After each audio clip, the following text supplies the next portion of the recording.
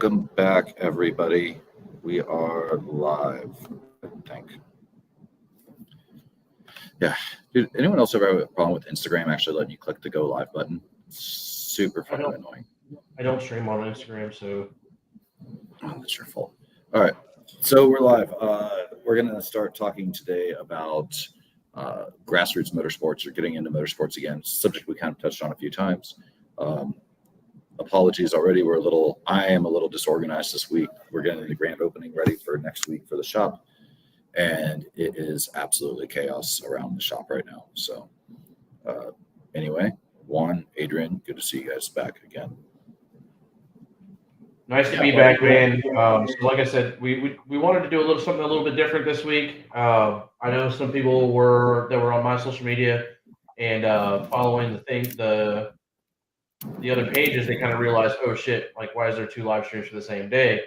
Well, we tried to get rid of the other one, had some issues with that, but like I said, we're just kind of taking a turn and changing gears into more of a fan friendly conversation as opposed to business, because that shit's boring. So that's why we're here today. And Cody cannot be here because he's on baby duty, but as usual, he'll more than likely tap in the comments. So yeah, Adrian, so kick us off, bro. Let's see what we're talking about today.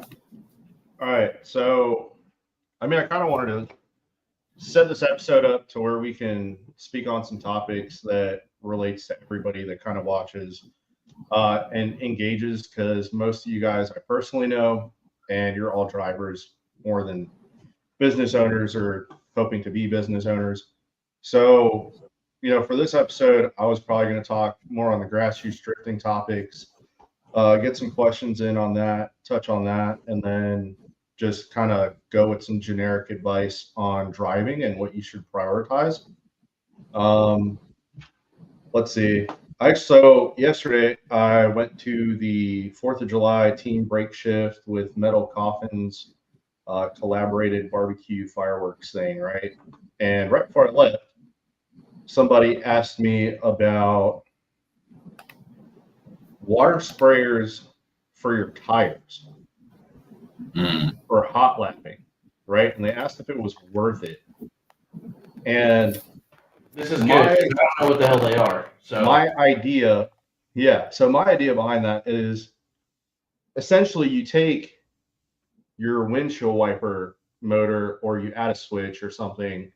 You put the motor into a bottle of water or a canister with fluid, whatever it is, and you put misters on your wheel wells that spray down on your tires.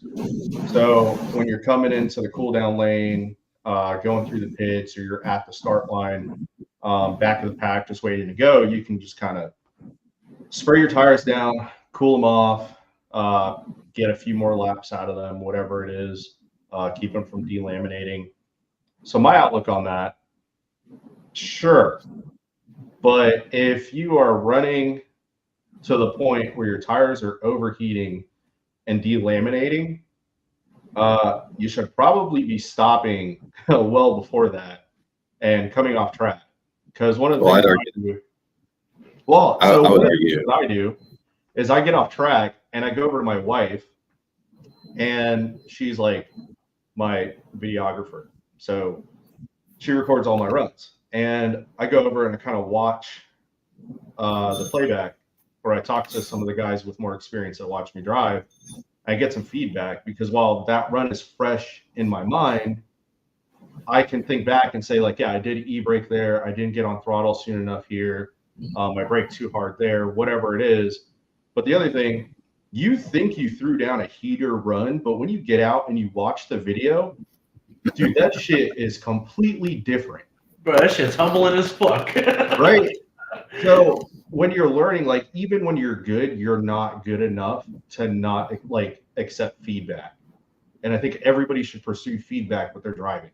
Like, I talk a lot of shit online, but at the end of the day, that's how I am in person at the track, is like, I seek feedback on my runs, because I want to continuously get better. So if you're out there going 10 laps consecutively, melting your tires off, and they blow up, and you're like, I need water sprayers, there's more to that equation than Is this something I should look into?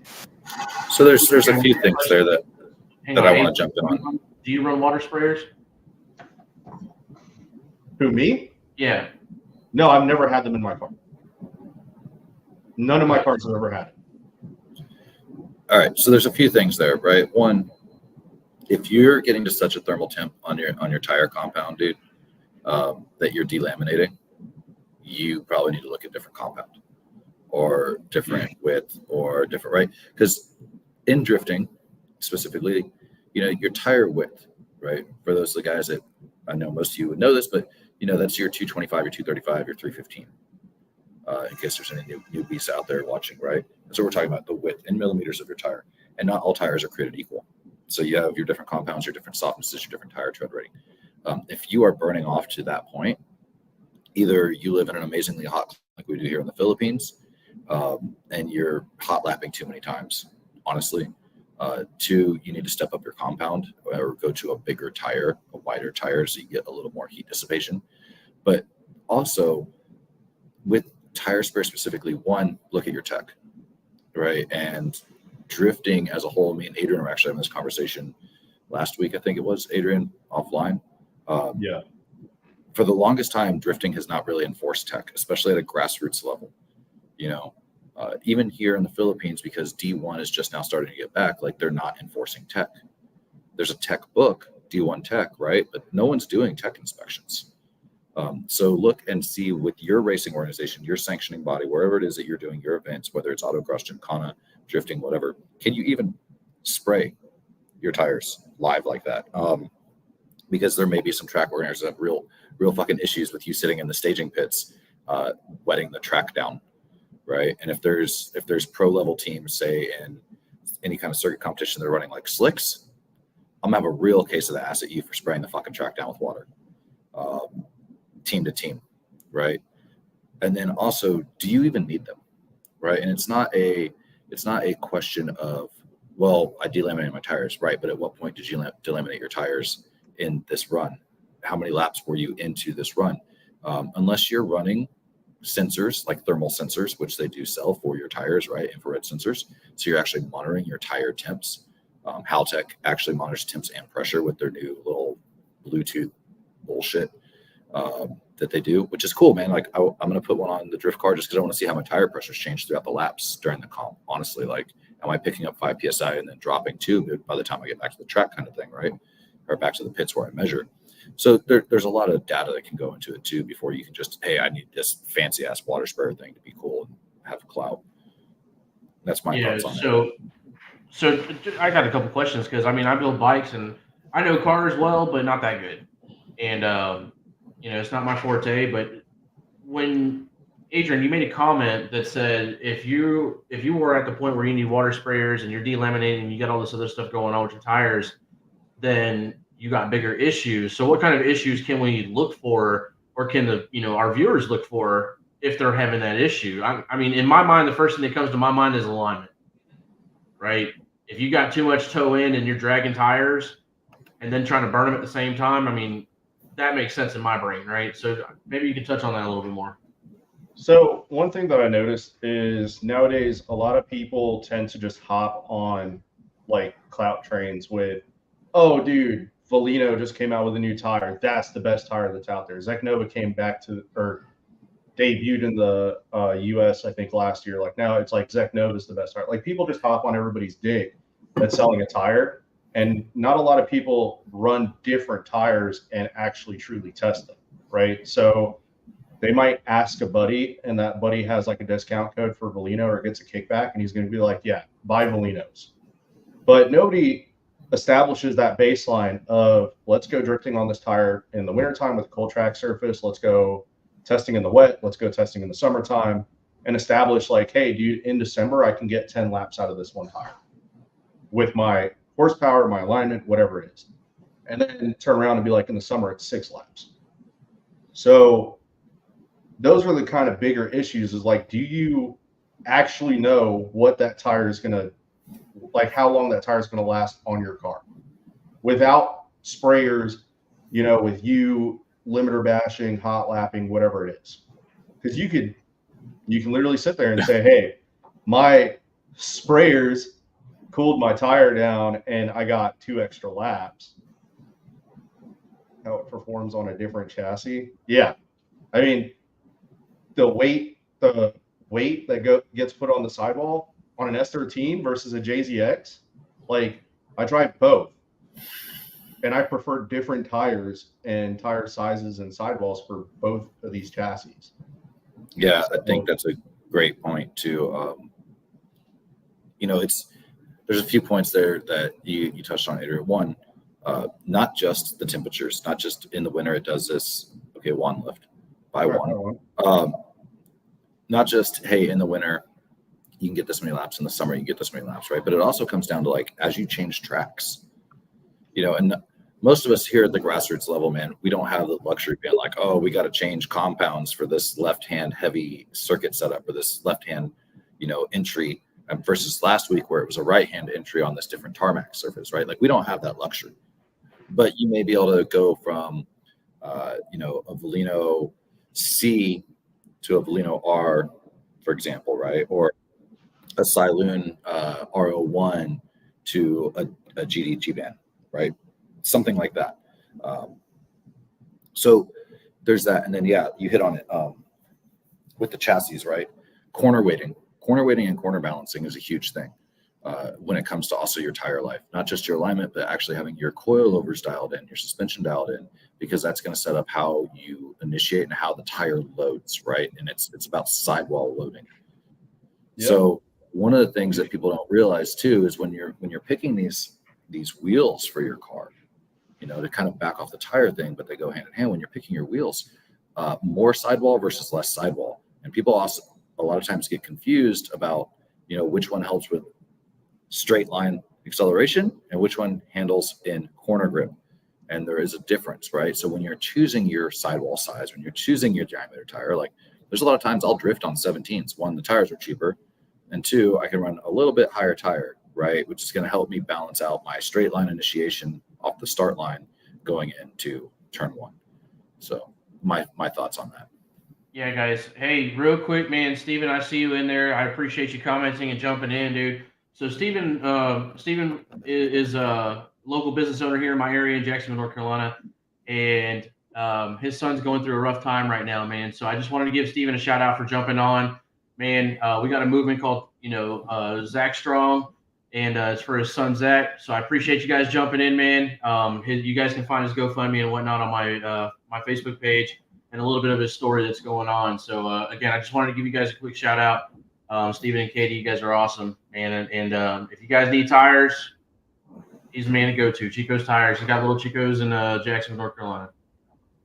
Now, with that being said, so we talk about using different kind of tires. Adrian, I remember back when you were Grassroots, it was always the cheapest tire we could find, right? What tires can we get for cheap and throw in the car, burn them off, and see what we can do. Well, then we had issues where where you were sliding in the rain, and it's like, well, that tire is not going to do shit for me because you're just ice skating the whole time, right? Yeah. So, as a Grassroots driver, did you benefit from using different compounds of tires? And obviously, I watched you progress through the sport, and you went from running high flies, running 235 high flies to, now you're running Volinos or whatever else was a better tire at that time. You know what I mean? So, would you say you benefited from running different types of tires as a Grassroots driver? I did in my own way.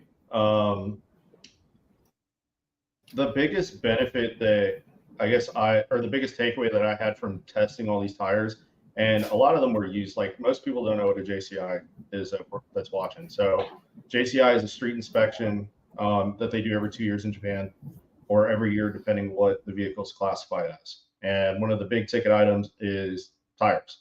So they look at the age of the tire, they look at the condition of the tire, the depth of it, if it's got cracking, and the sidewalls and stuff like that, dry rotted tires. They make you change it out before you can pass the inspection. So Americans always go on base because there's a mechanic shop that essentially does the JCI for you. And I linked up with one of the guys that worked there who would sell me tires for like $5. And these were these pull-offs that were too dry rotted to pass a street inspection. They're like, some of them are 10 years old and have like 50%, 40%. Dude, we didn't care. We fucking ran what we could get our hands on. Yeah. And like for me, I wanted to just be good at driving. Like I want to go fast. I want to chase fast people. And where that kind of benefited me was I was showing up to chase Karasan on like dry rotted tires. And you guys know Karasan, like those Team Special Craft Factory cars run 18265 best of the best. So I'm showing up on a 215 pull off a stock rim Altezza, and I'm trying to keep up, man. And like there were bus lengths put on me every single track day. But I would be like, hey, let me add more toe. Let me take some camber out. Let me adjust my tire pressure. Even Jay and his Hachiroku. Well, let me like change wheel speeds up. Like it was everything else before it was dump money on the tires. Right. So going to comp and I get my first set of NS2Rs and I couldn't drive. Like I didn't know what to do with that much grit because I never experienced it. There's a picture somewhere out there that's got you and your SIL 80 up in the berm. You know what's funny? I wasn't actually you were pushing your car off. I wasn't actually driving it. That was Michia. All right, so here's one thing I want to step back on too is when we say grassroots, right? What does grassroots mean to everybody? And I think it can mean so much to so many different people, right? It's such a generic term thrown around.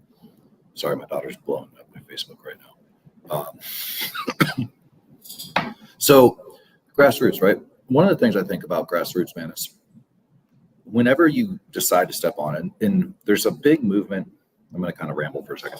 There's a big movement going on that I'm sure you guys have seen. Like people are scared to go to the gym because of all these influencers filming and like making fun of people. Like we've all seen these gym fail videos come across our Instagram reels and everything, right? And it's discouraging to people because they're like, oh my God, I don't want to go to the gym and look like a fucking idiot and have someone film me and post me on the internet because I don't know what I'm doing yet, right? I'm not a gym bro. Well, the same thing applies to the track. I know a lot of people that don't want to step out and they don't want to try doing gymkhana. They don't want to try doing circuit racing. They don't want to try doing drifting because they're not going to look like those dudes, right? They're not going to look like these dudes they admire. One, you're never going to look like those dudes that you admire if you don't just start doing it. You know what I mean? And the other thing I would tell anyone out there listening, whether it's circle track or drifting or BMX, whatever, the pits are one of the most friendly places that you will ever be in your whole life. There are other dickheads. There are dickhead teams. There are dickhead fucking garages out there that think they're the best of the best.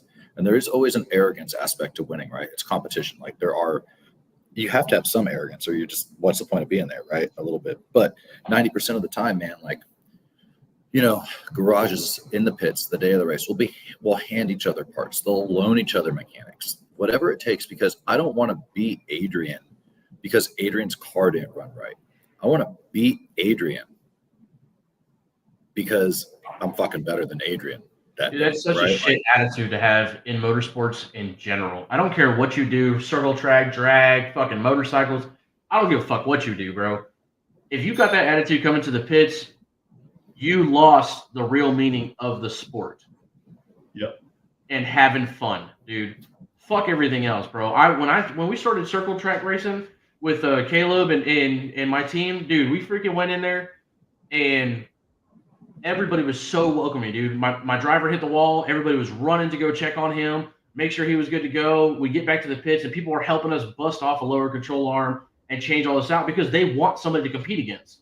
If you come into the pits with that kind of attitude, dude, fuck you, man. You're a pain. You're a pain in the ass. Dude, so the biggest thing that I kind of pick up, right, is now a lot of times in the pits, like the attitude, everybody's there to sell something. They're either selling their program, they're selling themselves for outreach on social media, they're selling a product. Like everybody's jerking each other off. And if you're doing that, like, fuck you, first of all. Second of all, like, that's not the point of this. Like, going out and driving, whether it's competition, grassroots, whatever it is, like, you're going out there to better yourself as a driver, and have fun. So whatever that reason is that you showed up, like this goes back to when racing was actual racing. Like if you watch, what is it, the Carroll Shelby movie that they did? Shit. What's the other one? Like Gran Turismo? Like when you watch those movies and you see the grind and like the ups and downs and it doesn't give you like goosebumps, like what are you doing this for? Right? Like everybody's trying to be the best. You're going to have your own personal struggles, but when you go out to the track, like you should just be out there to have fun.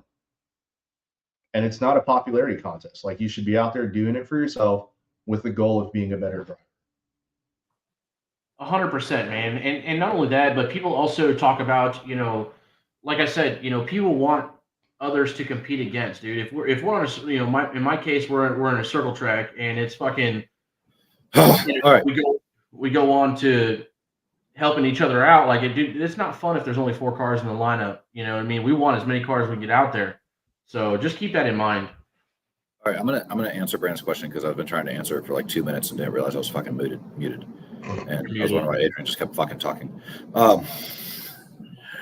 First of all, so Brandon, right?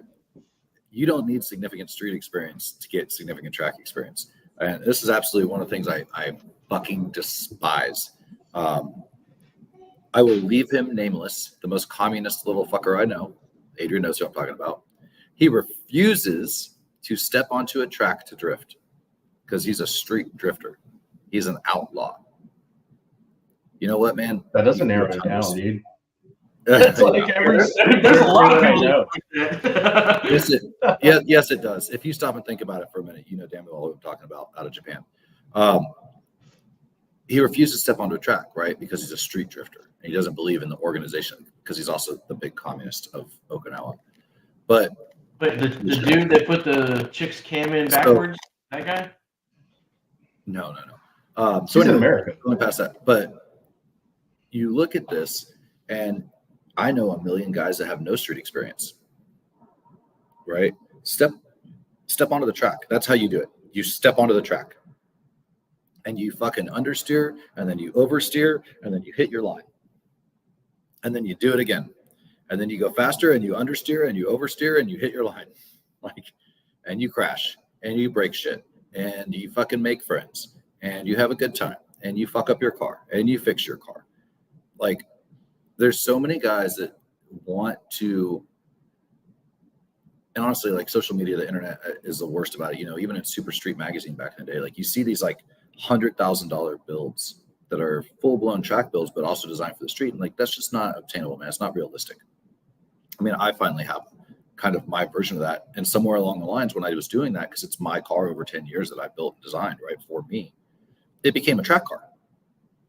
There's no fucking way I'm driving that car on the street anymore. So it's not a realistic thing. Take what you have and go do a track day. It doesn't have to be a drifting event. It doesn't have to be a full-blown circuit race. Go do a high-performance driving education course, HPDE. And they're going to put you on a skid pad, and they're going to teach you how to actually e-brake turn, do spin cones, run a slalom properly, maintain your corner balance weighting as you run a slalom, or do fast transitions in driving. And you may love it, you may hate it, and you can go from there. So get out there, and what people don't understand that aren't in motorsports, and this is, you know, this goes back to Brandon's question as well. What people need to understand is no matter what your mic sucks. Your mic sucks. Your mic sucks. None of us want to hear you talk. Can you guys hear me? That's way better. So much better. Okay, so like I said, one thing that that people don't understand is when you're going into any kind of power sport, drag racing, whatever, there are classes for that. Okay, there's a class for everybody. There's a novice class. There's, you know, entry level, whatever the case is, you know, and then there's the more skilled drivers. Every motorsport that I have been in, whether it's on 4 wheels or 2 wheels, there's always a novice class. So don't be afraid. Don't be afraid to go into that novice class and learn something. So, real quick, I wanna hit on it. How do we show? Let me show that. Okay. So there's But just sure. there's two significant words in this, right? There's the enthusiast, and then there's the driver. Okay. Most of the time, those enthusiasts are like, "Hey, I want the super clean car. It's got to be a certain way." Whether they're purists or just, they're stuck in, "Hey, I want quality parts," and they're spending the money. If you don't have a lot of driving experience, that is not the car that you need to go on track with. You need to go on Facebook Marketplace and find the $1,000 clapped out shit box. Buy it. Make sure it's not leaking oil. Your seatbelts work, and your seat is not going to snap in half on you. And get on track and go drive. If you are just starting out, you do not need the overhead of I need coilovers, I need a differential, I need a bigger turbo, I need an LS swap, I need an angle kit. Like, you do not need all that shit to get out on track, whether it's time attack, circuit racing, drag racing, drifting. Keep it simple, keep it affordable when you first start. I tell all these dudes that hit me up about wanting to get into drifting, and they're like, "Hey, I want Origin Lab fenders. I want a wide body 350Z with FDF and a welded diff on BCs." And I'm like, there's nothing wrong with that, but build up to it. What is the point of throwing all this angle kit that has all this adjustability on it for you to take it to somebody else to do an alignment, and the whole time the car is not steering how you want? I've done this in Okinawa with a couple people, where people used to just throw me their keys and be like, "Hey, go show me what my car can do," right? And I get in the car and I drive it better than them. And it's not really because I'm a better driver. It's just I've been in so many situations where on this caster setting where the car doesn't want to self-steer, or it does want to self-steer, like whatever it is, I've driven it, I've had the experience with it, so I know what the car wants to do. And when you're learning, you need to know what the car is going to do. When you have a stock setup, I'm going to touch on this comment after Adrian's done. Okay, so when you're first starting out, like, drive the car with the basics, feel it out. When you put adjustable caster arms on, when you put extended LCAs, you put a drift knuckle on, you need to be able to feel the difference so you know what you're doing, right? The other part of that is don't put the wide body kit on, because you're going to total the car. You're going to hit shit. People are going to hit you. Like, you're going to add dude. expenses. Yeah, it's like, don't add additional things that you have to fix, because if you're taking that car out to shows, to Wawa, like I literally do this with my JZX, dude. It's got 6 different colors on it, mixed match aero, like it.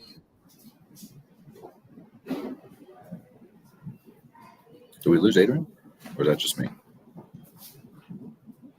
He's back. Oh, you muted me. My And you fault. unmuted me. So My fault. keep it affordable, because that is the biggest thing that, like, especially in this economy, is the price on everything. Keep it affordable. Your time will come for you to have a hot boy car when you can drive it and not fuck it up every time you take it out. So I want to transition from that, because I agree. And also, I keep saying it. I always keep saying this. Don't confuse a comp car with a weekend car, right?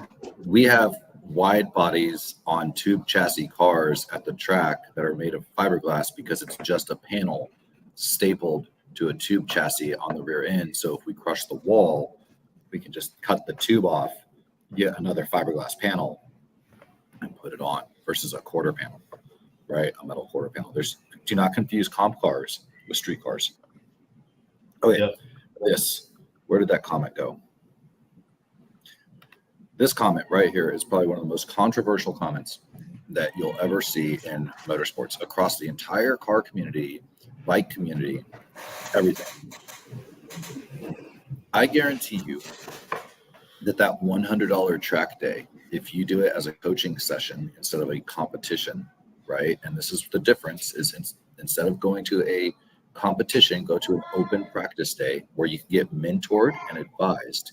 You will learn more in that 8-hour period on a closed track without public traffic and fear of cops and all the other bullshit that comes on with street racing, right?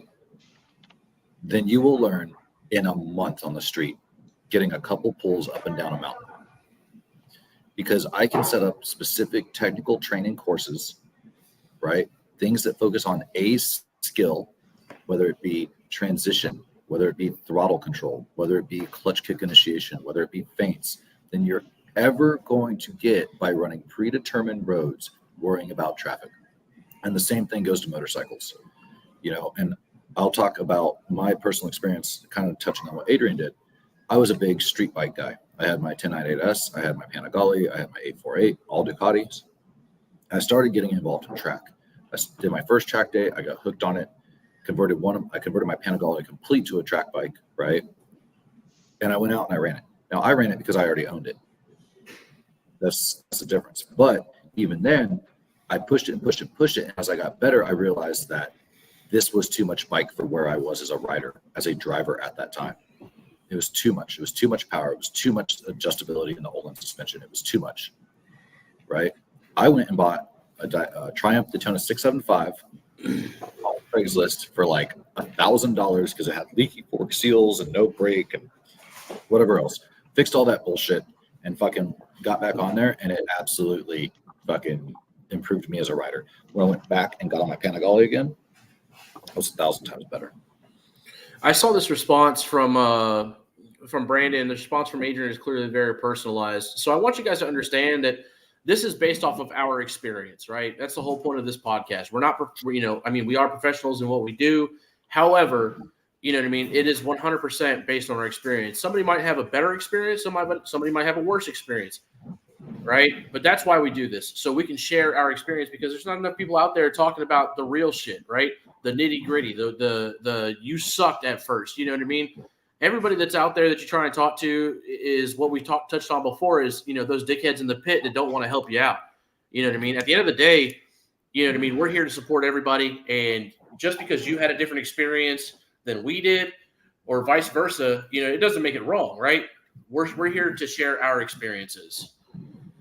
So I want to hit two things just because you brought it up, and I just saw the comment. So Brandon, I know exactly what you're talking about.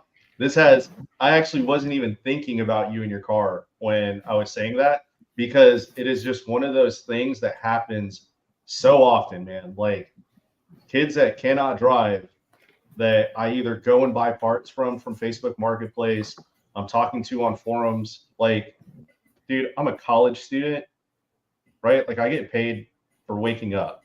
Like I'm on social media a lot, and I interact in a lot of different forums because I have different engine platforms, chassis, drift groups, whatever. And it's just every single person without the experience, like they've been doing it for a year or two, they don't have their head on straight. I'm buying a genuine BN sports kit and putting 3-piece wheels on my car, and then I'm going to go do whatever. And then 9 times out of 10, they fuck their shit up that same first time that they go out. And it's like, okay, cool. You spent $3,000 on a body kit. You spent $3,500 on wheels and tires. You dented your lip and you cracked your front bumper. You could have saved $6,000-$7,000 and just taken the car out, broken the plastic bumper you plan on replacing anyways, and not cared, and then gone back out and pushed. But like, it gives these people like PTSD every time they fuck their shit up. They start dialing it back more and more because now they know the cost to fix the things after each time they go out. So they're like, I'm not going to get that close to the wall. So, the first day they were coming in 6 inches off a K-rail, and then the next track day they're 2 feet off or 6 feet off, like they're chicken shit. So that's and I've personally seen it dozens of times. The other Brandon's comment about the street thing. Sure. Literally, what was it? July 1st. So June 30th, I probably would have had a different opinion on that. But in the state of Florida, they just made street drifting and takeover shit like a class 2 felony or whatever it is. Damn. So, cracking down on you hooligans. Like, no, it's not worth it, man. Like, and that's something that as motorsport enthusiasts and drivers, we have to grow up, mature, and realize, right? Back in the day when drag racing on the streets was like the thing to do and you got a slap on the wrist, cool. Now you go to jail and they crush your car. Like, Literally. Is it worth it? No. Like the guys are more secretive about it, or they dedicate the money to pursue the time and place to do it, and they just make it worth it. And I feel like in response to that, we have this saying in the military, do what your rank can handle, right? Yeah. So do what your life can handle, man. Like if your priorities are you want to be a family man in 5 to 10 years and have a home and a decent paying job, don't do it. If you don't care about any of that, don't catch that charge, bro. It's not worth it. Look, man, if you trust yourself not to drop the soap in the shower, like by all means, send it, brother. Like you might have a streak where you're good, but I tell you what, you drop the soap one time, you're gonna be like, man, I really hope I didn't kick the clutch or I really wish I didn't kick the clutch that day. You're muted, Seth. He said, God damn it, in case those that couldn't read lips. All right. Try this fucking again. Whoever keeps muting me, I'll punch him in their fucking dick. All right. One, I think I've been doing this just because of my age, probably longer than, well, both of you, as far as being involved in the car scene. Adrian, you're very shortly thereafter, I do believe. But yeah, man, I grew up with cars during the whole Fast and Furious movie fucking bullshit and blah, blah, blah. And when street racing got popular again and went mainstream, like whatever, man. And yeah, I did it. Me and my friends did it down in El Paso, Texas. Fucking, we used to have a race from downtown El Paso to the Mexican fucking border every fucking week, right? Going down the highway, just acting like fucking hoonigans. And we got away with it. We had the underground drag races, but we also went to the strip and did legitimate drag racing. Back then, 22 years ago is not today, right? 100%. People got fed up. The people got fed up with it. The public got fed up with it. And honestly, yeah, man, it's fucking stupid. Like fucking 40-year-old Seth looking at fucking 19-year-old Seth. 19-year-old Seth was a fucking idiot in his Evo that he overfinanced. Right? 20% APR. We've all done it at least once. Everybody on this podcast has done it at least once. and Brandon, I see your comments, dude. My next move is to touch on that. I'm going to let Juan kind of take the charge and Adrian on your comments there. Yeah. So, but I really want to touch on this big chill thing because this is a and I don't want to talk shit about anyone viewing Indy, but it's an immature fucking viewpoint. Street drifting is cool, and it's cool because you're doing it on the street, right? There's a time and a place for it. Street racing is cool, and there's a time and a place for it. But somewhere along the lines, people forgot that you do it at 3 a.m. on deserted roads, right? And there's still a risk involved in it. And there's still fucking chances involved in it. And yeah, man, kill yourself. It's exciting. And if you're lucky, you'll just kill yourself. If you're unlucky, you're going to kill someone else that's coming home, working midnight shift, and take away that father or that mother from their kid, if not the 100%. Kid themselves, right? I personally have watched someone die in front of me because they lost control of their car and rolled it at over 200 miles an hour on an expressway, and the shit stays with you for fucking ever. So it's not worth it, man.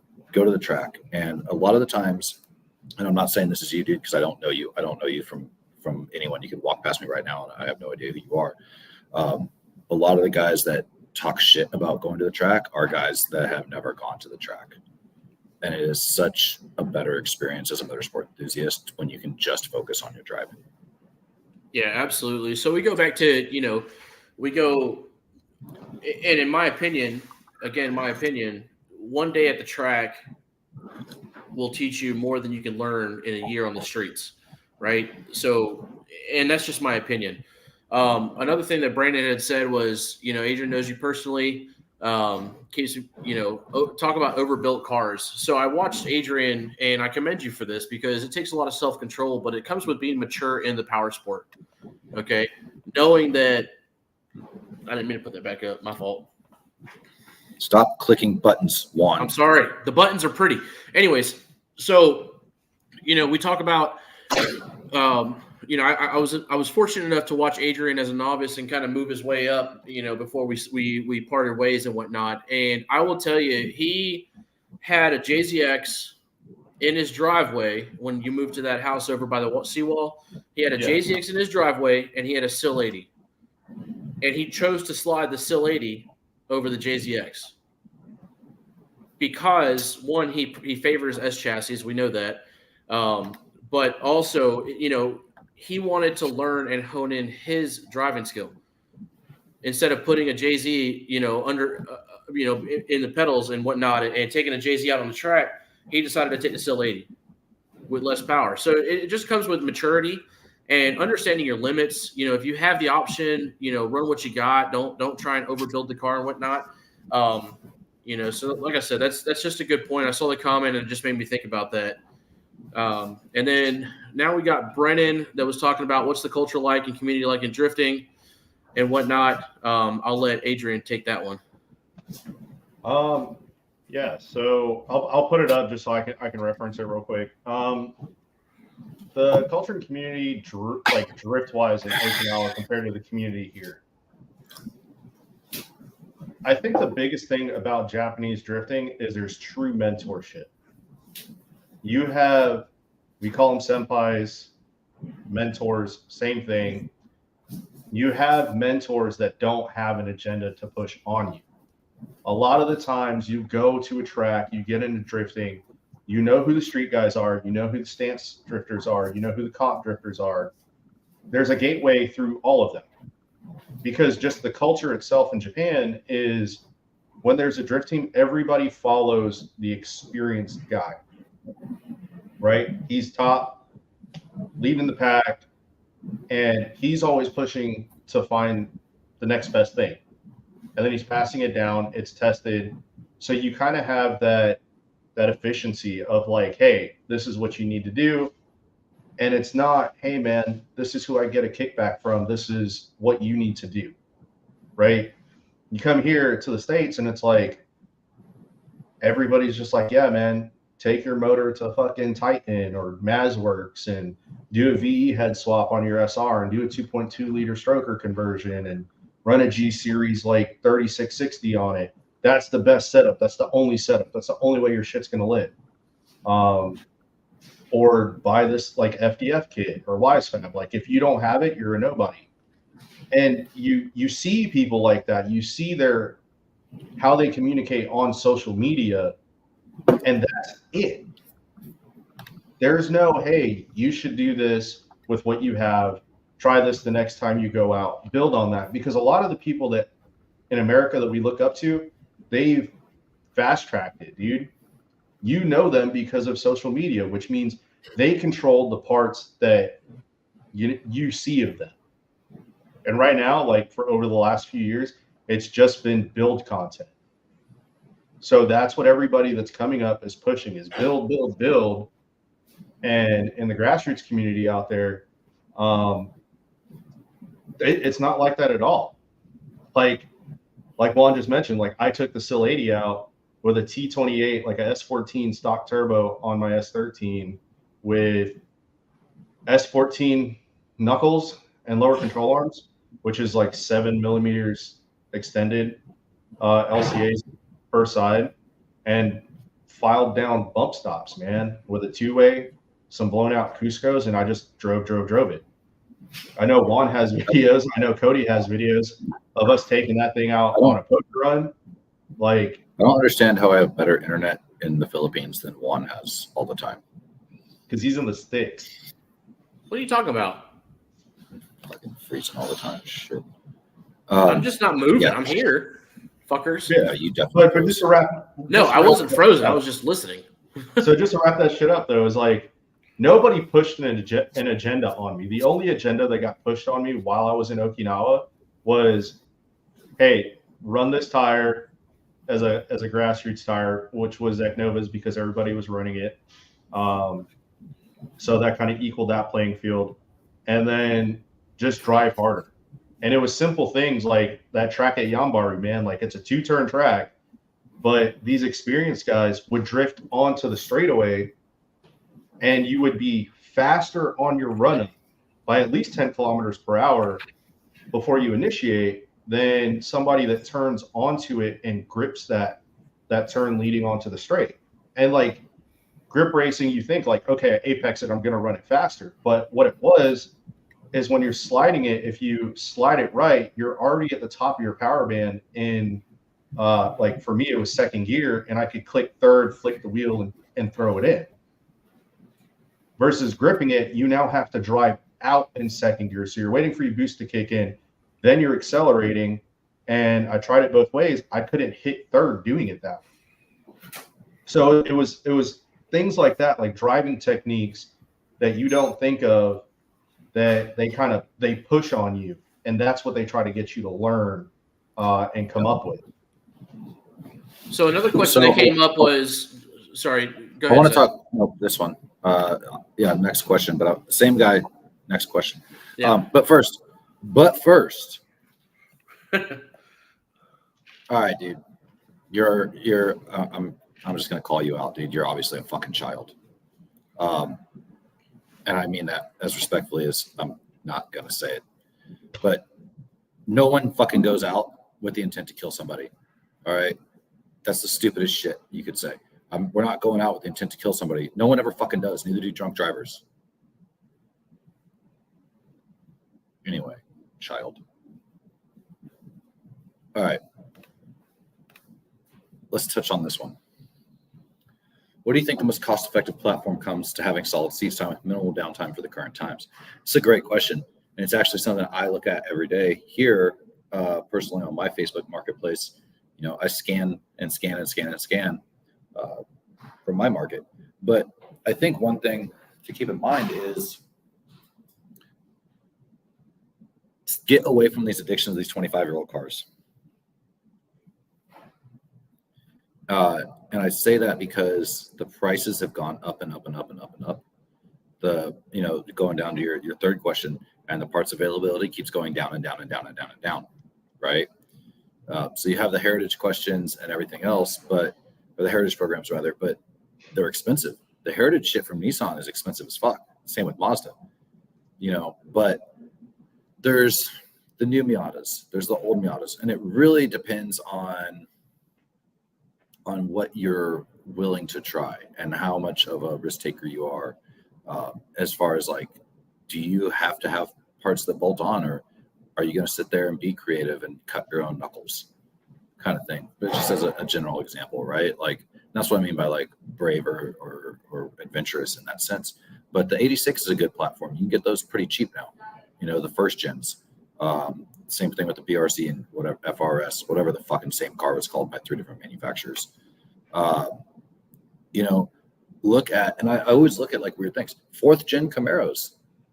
There's been a few 4th gen Camaros converted to full comp car drift cars. It's rare because it takes some work, but it can be done. Old Jags. If you're looking at getting into drifting, you can drift basically any rear-wheel drive manual car if your heart is fucking content on it. Now, with that said, there are certain chassis that you're going to see at a professional competition level, which by the time you get there, you'll have made your own choice on this because of things like steering rack angle setup, right? Does the steering rack go above or below on your suspension? How is your suspension set? What type of suspension is it? What's the weight distribution? There are things that make a car more readily into a comp car, if that makes sense. I was a little confused by that 86 comment because I saw 86 and I'm like, okay, well, I know that it's the FRS, the BRZ, but I was thinking like, the Hachiroku that I know, right? You know what I mean? Even then, like, I mentioned it earlier. Delivery mobile. Yeah, you know what I mean? Like, I know we had Jay out in Okinawa that drove that purple fucking Hachiroku, right, and he slid the fuck out of it. Dude, here's the thing. Again, with a Hachiroku in Japan is now going for $15,000, $16,000, $17,000, $25,000 depending on condition. A 4AGE block is getting harder and harder and harder to find, especially if you're a small port, right? An AE111 swap is not for everybody because it's not just a straight in swap like everyone thinks it is. There is work that goes into that swap. there is some mechanical knowledge that has to be used. And also, they're fucking expensive. The parts are expensive now for an 86. You put an 86 into a fucking wall, bro. That ain't cheap. At all. Dude, so And here's all right. another. But here's one thing. One more thing, Adrian. One Yeah. thing to keep in mind too, right? If I go down and I buy an 86, a GR 86 or a baseline 86 or a used 86, the new version, manual, I can go and get any OEM part I need from Toyota today, right now, because by law, the manufacturers are still within the window where they're required to maintain the whole catalog. It decreases your downtime. So, okay. What was it? Well, I saw the comment. I saw the comment, you know. Yeah. So, goals with your driving and who you want to drive with. That is what this all boils down to, man. Like, you cannot sit there and say, I want a BRZ, and everybody that you plan to drive with is driving a Formula Drift car or a Pro-Am level car. You will not take that BRZ to any track unless it's probably an OSW skid pad day and door them. So goals in your driving and who you want to drive with. Be realistic. If all your friends are running 200 horsepower cars, that significantly changes what you need to look at. You can get away with an E46, an E90, a $5,000 car, go out there, have fun, run doors, have the best experience in the world. If you know in 3 to 5 years that you want to compete and you're getting into the sport, it changes it up completely. Look, like when you look at licensing events, entry level competition, 500 horsepower is the sweet spot. You are not going to take that BRZ without completely building it and get 500 horsepower out of it. So 13 grand gets you a BRZ right now. Like 10 to 13K, you could probably pick one up manual, clean, will run, will handle your drifting needs, whatever. Look at a C5 Corvette, dude. It's the same price, but it comes with an LS. You're coming with, it probably already has long tubes and a cam package in it it's a 20-year-old car now. Slap an LSA on it and you're at 550. There's your build. It's reliable. They boost LSs. It takes it reliably. So you're less than 20K in and you've got 500 horsepower. Go get a cage, get your suspension and your safety items and go compete, right? You're not going to take an S13 and drop 60 grand in it to make 500 horsepower reliably and be as cost effective as doing something like that. So look at your goals, and that kind of, you have to look past preferences and opinions when you choose it. If it boils down to a budget and streamlining it, you can't have a bias. You can't be like, I'm attached to this chassis, it's superior because fucking Team Brake Shift was running these chassis. Unless it's an RX-7 because it is superior in every way. Or Seth over here with his. Is yours running yet? Shit. By the way, Like, Yes. you got to look past that and just be open, man. Like, be open to what fits your needs, whether it's budget, horsepower, style of driving, who you drive with, where you plan on driving, shit like that. we got to move a little quicker because we're running out of time. But Adrian, I also saw that comment, from Brennan. What do you think the fate of the S chassis is, based on the with the current, given how the current market is currently, and when it comes to accessibility in regards to finding parts, finding swaps, and even finding chassis to start with and build. So It's easy. I mean, It's easy. There's a whole fucking heritage catalog. There you go. yeah. Well, I mean, I think about the BNR 32, right? You know, when I first got to Okie, one of my buddies bought an R32 for $8 grand. And it ran, it drove, it was in good condition. But now you look at a BNR 32, what are we paying in the States? Somebody help me out here. I can tell you there's one with the Nismo Heritage block that does not run, that was purchased for $50,000 in my garage. Yeah. Jesus Christ. So I think the S chassis is going that same direction along with the JZX. So like I said, that's where I'm at. Slide it. It's Now, here's one thing. Here's one thing. I'm gonna touch it. Here's one thing I'm going to say. If you remove the 1.8 BP and you just say iron blocks are nearly too hard to kill if built well, yeah, All of them. Literally all of them. Iron blocks are fucking king. I don't care. Can't beat them. S chassis are the chick with the STD now. They're hot. They're hot, but don't touch it with your dick, dude. Like, don't touch it. Like, you don't want the shit that comes with it. The people that have it, like, just let them have them. Let them run them until they're like, oh man, I can't fix this anymore, and it's like just chopped up. Don't you have an S chassis still? Yeah, I have 2 of them. But I've come. You know them. That's my problem, and that's why I'm open to like these conversations about what's the next chassis, what's affordable. Because to be 100% honest, like I'm not going to drive my S13 like all willy nilly. If I put that shit on a wall, it's done. I'm not getting another S13 Sylvia in this market. Same thing with the JZX. Right. Like I'm not going to go spend 30 grand on another JZX just to have them. I managed to get both cars, and I don't have a car payment. I didn't finance them. I own both my vehicles. Sweet deals, cool. That's the only reason I have them. But replacement value, dude, like I've been waiting 6 months to get one goddamn fender for the JZX. And at the end of the day, I bought an entire wide body kit for the car. So that's the shit you got to look at when you're going through cars. Personal advice: go walk the junkyard and see what's in the junkyard. Now I feel that's the same way when it comes to all imports, if you will. You know, talking about, I saw a guy at the exchange the other day. I was on base, and he had a Cappuccino. Dude, those are badass cars, man. I like the Cappuccinos. Now, I feel like that goes with any imported car. When you're talking right-hand drive, imported, you're going to spend the money, and just expect that. So, all right, last question, real quick. We got 3 minutes. Dude, I'm gonna say the same thing again. Every one of those engines that you listed is a fanboy engine for a good reason. For a good reason, they're good engines, right? I would say the most uncommon one that you have listed right there is the 1UZ. The 1UZ is highly underrated for what it is. They're still cheap. David. Right on the money. Right on the money, dude. The 1UZ can be a little bit heavy for the amount of power you can get out of it, I guess. But 1UZ is a great engine. I have another shop owner friend that loves building those fucking things.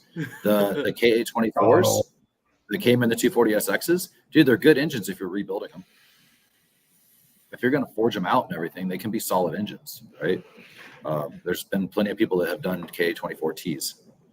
So the best engine, the JZs, the SRs, the RBs, man, they've gotten so fucking expensive.